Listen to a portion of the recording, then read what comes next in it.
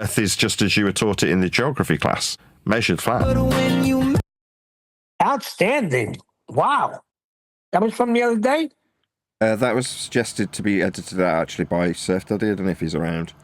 But Surf Daddy sent me a message and said, why don't you edit this particular chunk out? And he even gave me a direction of which bits to remove. So I was like, okay, that's a no-brainer. So while Eleanor was in her trampolining class, I just hacked up what I'd already known to record. So half the problem with editing videos is finding the bit that you want, then editing it out, as in taking that as a chunk, putting it into an editing piece of software, and then trimming out the fat that you don't want. Well, 2/3 of that was already done by suggestion when Surf Daddy went, between 15 minutes and 27 minutes, this section, but minus this particular bit that's dissecting it in what you're talking about. Just get rid of those bits. I'm like, I can do that. So I just went straight to the minute mark, started recording, screen recording. Excuse me. And then I already knew once I was importing it, because I only get about an hour and a half between the class when I drop her off and pick her up again, to hack that all out. And I didn't do any transitions, so it's all one continuous shot of me, which is a bit boring visually, but, you know, there is still, to some extent, a limitation on my time, right? So yeah, that was easy. It was easy because it suggested doing it.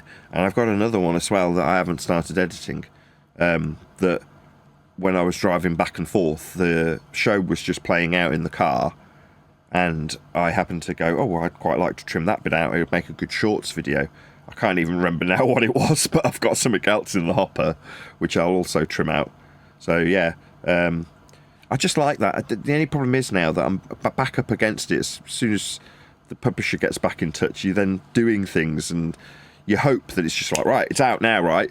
2 days, yeah? A day? How quick can you get it out? And instead it's like, no, we need to get this done. Can you do it? And you're like, here you go. And they're like, no, that's not quite right. You're like, what? You need to give it me like this. And so it goes on. It's just little things that are just delaying it.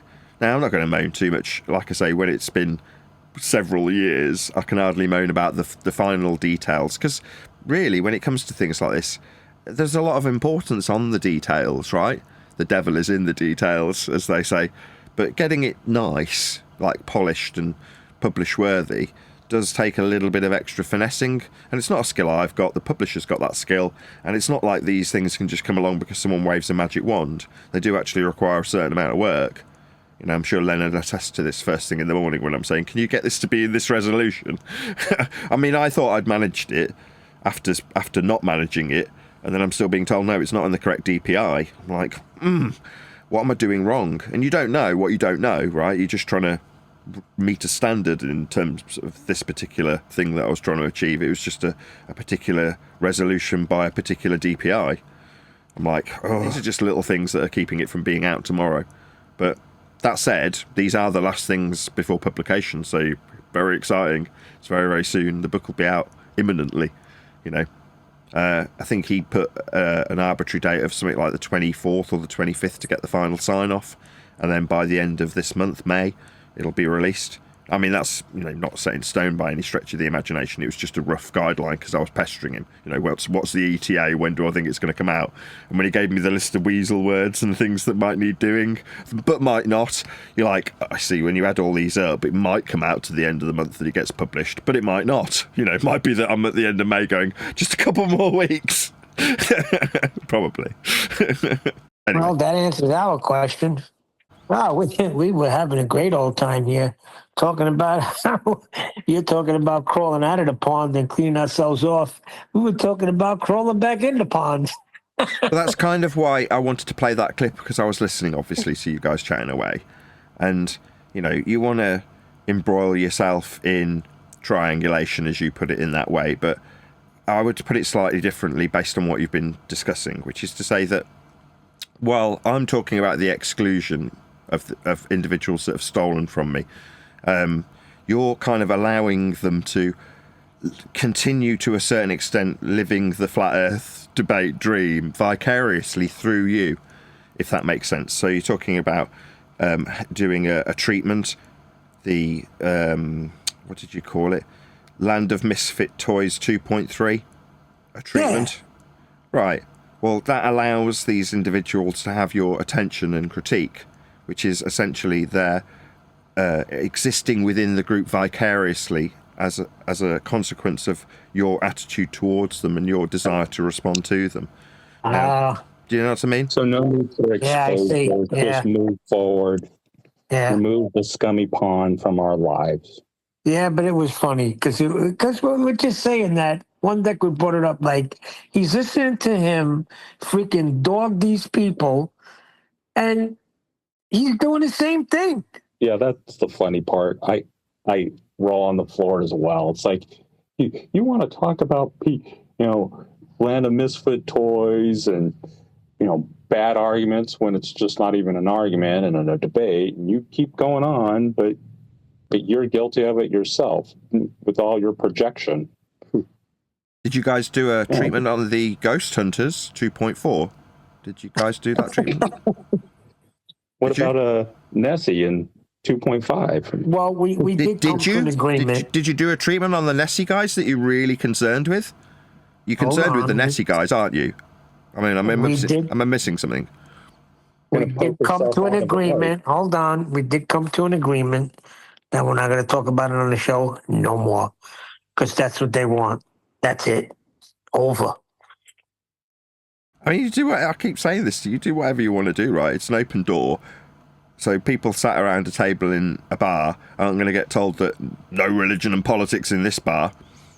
Just talk about whatever you feel free to talk about. Yeah, but the problem is, Nathan, I've noticed that there are people in the audience, let's say, that are waiting to hear what Q has to say, then waiting to hear what we have to say, and then and I don't think we should entertain them anymore. You mean it is what it is? They did what they did. Is that what you're saying? People like drama. Yeah. So why give it to them? He did what he did. That's it. He's got to live with that forever. I'm here to produce videography, right? As a YouTuber, Neil. So why do people like drama?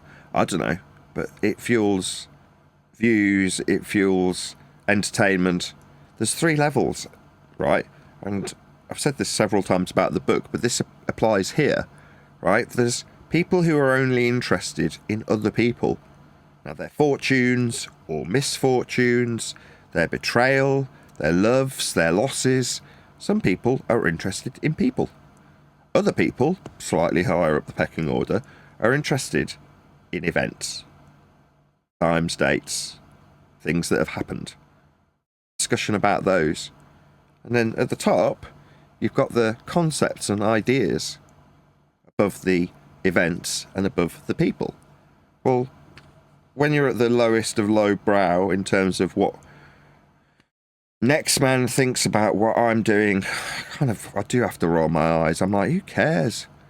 What is important to me is this conversation. I appreciate that to have it, it's got to involve others. And you're saying, why have the drama? Well, because people are interested in it and because you're interested in it, right? That's what I mean by vicariously. It is through you that engagement with the other people that the separate to them audience are interested in. Well, that's a vicarious connection afforded by an interest that you hold. I don't know. You seem to struggle with this, Neil, because you're in 2 minds, right? You're like the ex-wife that wants to let go, but ultimately still has to get involved with the ex-husband because of the kids. And you're still saying, I never want to see her again. I'm never going to mention her name again. Just don't like the lion. That's it. I just don't like people portraying bullshit. And he is calling me a sewer rat midget, so, that does get my balls twisted. But if you weren't listening, you wouldn't know that, right? Now, don't get me wrong. I appreciate that someone would send you a message. If you're genuinely indifferent, you don't care about the message. You just don't care. You move on. Now, I get that with time, it heals all wounds. But this is a benefit to me because I'm so fickle. It's like, easy come, easy go. In the same way as to love bomb somebody, you've got to tell them about their significance and importance. As you probably appreciate now, I'll reiterate. I go the other direction and go, I'd still have a show if you weren't here. No offence to you, it don't matter if you want to if you want to bugger off, right? Now, that kind of fickle nature, I'll give you a better example. Do you remember Flatsoid coming back a couple of weeks back, or maybe even a couple of months back? Yeah. Hey, Flatsoid, how's it going? I can't even remember why you pissed me off last time. I'm so fickle, I don't care. Because be here, not be here, it doesn't really matter because I didn't really care about you. And between then and now, who cares? I didn't give you much thought. So I can't really remember, in sincerity, why, for whatever reason, we fell out of favour. Because I'm fickle. Now, the same applies to somebody who's betrayed you. Now, I'm not saying I'll be like, hey, QE, how's it going, if he was to come back on the show. You know, it'd be, hey, thief, how's it going with my material that you stole? That would be the attitude. It'd be like, you got to prove things. I'd be like, I'm not proving anything, right? I'll say what I want, regardless of your desire for me to provide an evidentiary standard. And I'm just going to look down the camera and call you a thief. And everyone around me is going to hear me doing it. What are you going to do? Demand evidence? No, I'm good. You're a thief. Yeah? I don't feel the need to justify what I'll call this person if they were in my presence. But that would be if I was to be giving it my concern and consideration. Now, I'm doing that for your benefit because obviously we're in this discussion. But I don't. I'm not pondering what I might say to an individual because that means they're in my head, right? They're living rent-free. So genuine indifference is I'll just get to the point. Genuine indifference is genuine indifference. As in, you don't care. You're not giving it a second thought. You're not worried about anything that's happening. And when people pass you information about it, it's kind of inconsequential to you. You're like, I don't care. Why are you showing me this? Well, because I want blah, blah, blah, blah, blah, blah, blah, blah. Like, I don't care. Go away. I couldn't give a shit. But I want blah, blah, blah, blah, blah. Like, you don't seem to get it, right? Your concerns are not my concerns. No matter how much you tell me about them, or insist that they're important, or tell the world around us, now that for whatever reason we're together, you're telling the world around us how important what you say is. All right, I mean, maybe you'll convince everyone else, but me, I don't care. Like, literally, I couldn't give a shit. Yeah. Where's One Deck still here? Did you hear? Did you hear him do Flashy? Oh, that was hysterical. No, he's not here. Comes in with a laugh. That's funny. Yes. Indeed. Flashy. Yeah, look. Yeah, I right. get what you're saying. I understand totally.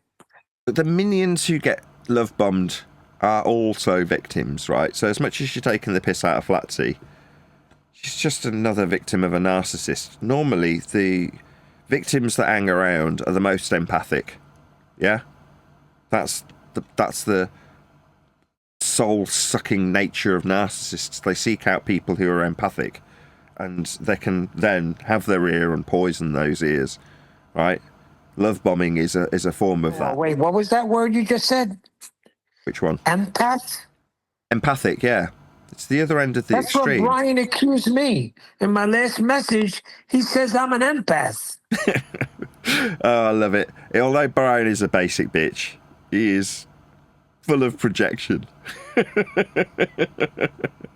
Oh, dear. As he tells us how we should see it from QE's perspective. What, like, have some empathy for QE there? Oh, what a burning bright light of empathy you are, Brian, you basic bitch. Very amusing, you know. But again, another example of I couldn't give a fuck. Like, who? Brian? Yes, right? Just some nobody. And all of these people, I was just about to say, are all still just victims of narcissistic love bombing. That's it. You're like, pff, okay, they got their name in lights, right?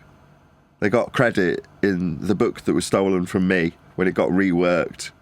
You're like, no, man, you're not irrelevant to the story. You're just a chunk of text about a random person in a book by a load of nobodies, with the main characters being described by a third party that isn't named as an author. It's shrouded in this fact that they've thieved a draft from me that they claim they should have got authorship on but ultimately haven't stolen. You're like, I'm listening to Len summarise it. I'm like, again, I'm rolling my eyes. You're like, man, you just have to leave people enough rope and they'll string themselves up by it. again, another reason why I'm like, I don't need to justify anything here, really. It's like, if people come along and compare my book to my book that was stolen, you're like, yeah, they're similar, eh? Yeah, I had to write it twice. The first bit got nicked before it was completed. Fortunately for me, it had this absolutely horrendous veneer shoved on top of it, and it's kind of a bit shite now. So I wouldn't want my name on that shit, let's be honest.